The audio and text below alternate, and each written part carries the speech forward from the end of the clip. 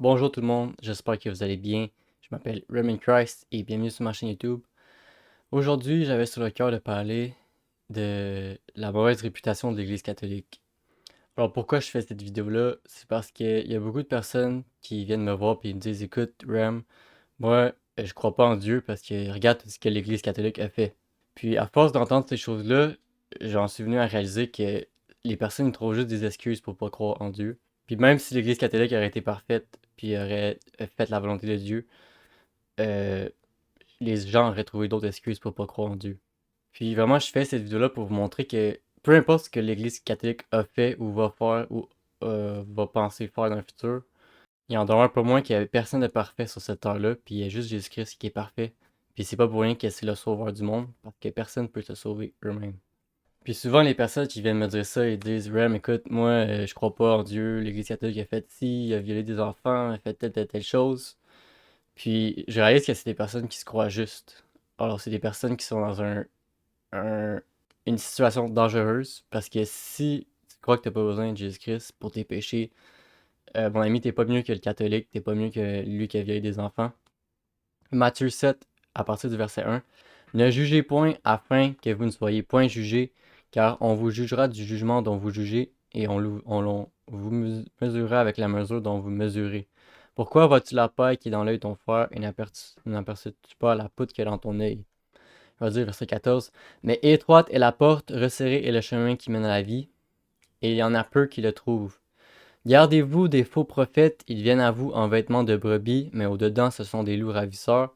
Vous les reconnaîtrez à leurs fruits, cueille-t-on des raisins sur des épines ou des figues sur des chardons. Tout arbre bon porte de bons fruits, mais le mauvais arbre porte de mauvais fruits. Un bon arbre ne peut porter de mauvais fruits, ni un mauvais arbre porter de bons fruits. Tout arbre qui ne porte pas de bons fruits est coupé et jeté au feu. C'est donc à leurs fruits que vous les reconnaîtrez. Ceux qui me disent Seigneur, Seigneur n'entreront pas tous dans le royaume des cieux, mais celui-là seul qui fait la de mon Père qui est dans les cieux. Bon, ici, Jésus-Christ parle des faux prophètes. Il parle clairement des personnes qui se déguisent en personnes qui servent Dieu, mais au-dedans, c'est loin des personnes qui servent Dieu. Alors, je trouve ça tout le temps triste quand quelqu'un vient me voir et me dit écoute, Rem, euh, vu qu'ils ont fait des mauvaises choses, moi je crois pas en Dieu. Pourtant, Jésus-Christ, qui est Dieu même, qui est venu sur terre, nous a avertis de ces choses-là d'avance. Puis là, vous allez dire, ok, mais pourquoi Dieu a laissé ces personnes-là faire de telles choses? Pourquoi il les a pas empêchées? Eh bien, j'aime donner cet exemple-là. Si Dieu venait sur Terre pour enlever le mal, est-ce que tu préfères qu'il vienne en tant que chirurgien ou tu préfères qu'il descende avec un AK-47? Parce que moi, je te dis que s'il descend avec un AK-47, tu vas mourir et je vais mourir. Alors, vous comprenez que Dieu nous laisse le libre arbitre. Alors, quand Dieu dit je te donne le choix entre le bien et le mal, la mort et la vie, eh bien, c'est parce que chaque homme a le libre arbitre de faire ce qu'il désire. Mais n'empêche que Dieu va proférer un jugement à la fin de ce monde-là. Ensuite, Romains 3 va nous expliquer comme quoi qu'aucun homme est juste. Alors, comme je disais précédemment, les personnes qui viennent me parler de la mauvaise réputation de l'Église catholique, c'est souvent des personnes qui, quand tu les écoutes parler, tu réalises que c'est des self-righteous persons. C'est des personnes qui se croient justes. Puis comme je dis, c'est des personnes qui sont réellement en danger du jugement de Dieu. Alors, si tu penses que t'as pas besoin de Jésus-Christ, j'ai peur pour toi. Romains 3, 9. Quoi donc? Sommes-nous plus excellents? Nullement. Car nous avons déjà prouvé que tous, juifs et grecs, sont sous l'empire du péché. Selon ce qu'il est écrit, il n'y a point de juste, pas même un seul. Nul n'est intelligent, nul ne cherche Dieu. Tous sont égarés, tous sont pervertis. Il n'en est aucun qui fasse le bien, pas même un seul. Leur gosier est un sépulcre ouvert, ils se servent de leur langue pour tromper, ils ont sur leurs lèvres un venin d'aspic. Leur bouche est pleine de malédiction et d'amertume, ils ont les pieds légers pour répandre le sang, la destruction et le malheur sont sur leur route, ils ne connaissent pas le chemin de la paix, la crainte de Dieu n'est pas devant leurs yeux. Or nous savons que tout ce que dit la loi, elle le dit à ceux qui sont sous la loi, afin que toute bouche soit fermée, et que tout le monde soit reconnu coupable devant Dieu. Car nul ne sera justifié devant lui par les œuvres de la loi, puisque c'est par la loi qu'est vient la connaissance du péché. Alors ici, Paul vient clairement nous dire que peu importe t'es qui, peu importe à quel point tu te penses bon, il n'y a personne de bon devant Dieu. Alors toi-même, tu as autant besoin de Jésus-Christ pour tes péchés que le catholique qui a fait plein d'erreurs dans sa vie. Puis si vous ne me croyez pas, je vais vous lire ce que la parole de Dieu dit. Matthieu 5, verset 27, Jésus-Christ nous dit: Vous avez appris qu'il a été dit, tu ne commettras point d'adultère. Mais moi, je vous dis que quiconque regarde une femme pour la convoiter a déjà commis un adultère avec elle dans son cœur. Si ton œil droit est pour toi une occasion de chute, arrache-le et jette-le loin de toi, car il est avantageux pour toi qu'un seul de tes membres périsse et que ton corps entier ne soit pas jeté dans la géhenne. Et si ta main droite est pour toi une occasion de chute, coupe-la et jette-la loin de toi, car il est avantageux pour toi qu'un seul de tes membres périsse et que ton corps entier n'aille pas dans la géhenne. Alors vous verrez l'avertissement sévère que Jésus-Christ nous a donné ici. Alors toi-même, si tu as commis un adultère, toi-même, si tu as regardé une femme avec des pensées pour la convoiter dans ton cœur, tu es en danger de la géhenne. Alors la géhenne, c'est l'enfer. Alors vous verrez que si vous pensez gagner le royaume des cieux, gagner la vie éternelle, puis vous pensez juste, Jésus-Christ vous a clairement dit ici que vous méritez l'enfer. Là, vous allez dire, ok, mais pourquoi les personnes, les catholiques, tu sais, c'est pas juste les catholiques, mais pourquoi ces personnes de Dieu-là qui ont commis des atrocités, Dieu les a pas fait mourir, Dieu les a pas châtiés? Bien, il faut voir dans Matthieu 24, quand Jésus-Christ nous parle de quand il va revenir sur terre pour proférer le jugement sur les hommes. Mais on va voir qu'il va commencer par l'Église, il va ensuite aller voir les personnes qui n'auront pas accepté le pardon des péchés.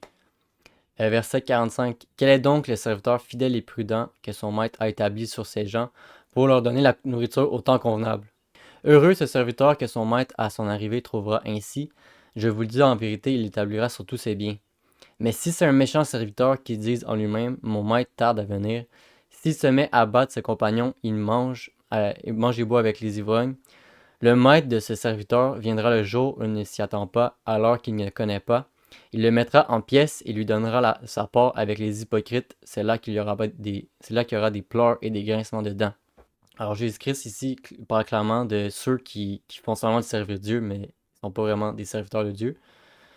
Puis qui se mettent à battre les personnes, qui se mettent à battre les enfants dans les églises, qui se mettent à faire telle chose. Jésus-Christ leur parle clairement d'un jugement sévère. Puis vous allez voir que Jean nous avertit dans 1 Jean 3, puis il va nous parler de comment reconnaître ces faux serviteurs de Dieu-là. Puis il va même dire de ne pas se faire séduire. Alors, la majorité des personnes qui disent Ah, moi je crois pas en Dieu parce que l'Église catholique ou telle église, telle dénomination a fait ça, c'est des personnes séduites en fait. Ils se pensent meilleurs que les catholiques, mais en fait, c'est des personnes qui sont autant séduites par le diable que n'importe quel autre. 1 Jean 3, verset 6. Quiconque demeure en lui ne pêche point, quiconque pêche ne l'a pas vu et ne l'a pas connu.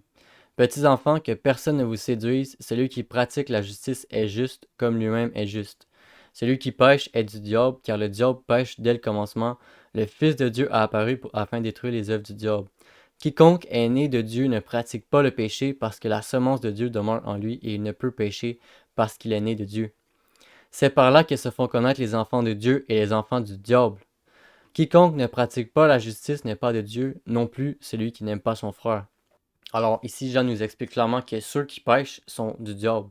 Puis il va faire un rappel dans 1 Jean 1 que on n'est pas libéré du péché comme tel, mais ceux qui volontairement, dans leur âme, ils prennent la décision de pécher contre Dieu, de carrément aller avec les désirs de leur chair, il va dire que ces personnes-là sont du diable. Alors, faut pas être séduit par le diable puis tomber dans le piège de se dire, ok, si l'Église catholique a fait telle chose, ça veut dire qu'on n'a plus besoin de croire en Dieu. Alors, ça ne devient pas une excuse parce que c'est pas parce que l'Église catholique va passer par le jugement de Dieu que toi, tu passeras pas par le jugement de Dieu, tu comprends?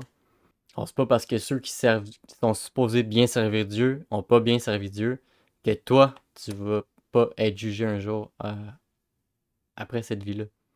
Alors, je pense que ça fait le tour de ce que je voulais dire dans cette vidéo-là. Alors, en résumé, c'est vraiment de savoir que oui, les chrétiens ont une mauvaise réputation, puis oui, aujourd'hui, c'est quasiment honteux d'être un chrétien. Alors, tu te fais moins juger quand tu es LGBTQ que quand tu es chrétien. On vit dans cette génération-là que la Bible nous a avertis d'avance. Lorsque il va y avoir l'apostasie dans l'Église, lorsque l'Église va vraiment être dans son pire état depuis le début de la fondation du monde, où ce qu'il va y avoir toutes sortes de crocheries, toutes sortes de choses qui se font de pas correctes dans l'Église. Mais c'est pas pour autant une excuse pour échapper au jugement de Dieu. Alors la seule façon que tu peux échapper au jugement de Dieu puis avoir la vie éternelle, c'est de croire en Jésus-Christ pour tes péchés. Alors 1 Corinthiens 15, 1 à 4 nous annonce l'évangile par lequel nous sommes sauvés si on le retient tel qu'il a été annoncé. C'est que Jésus-Christ est mort pour nos péchés selon les Écritures.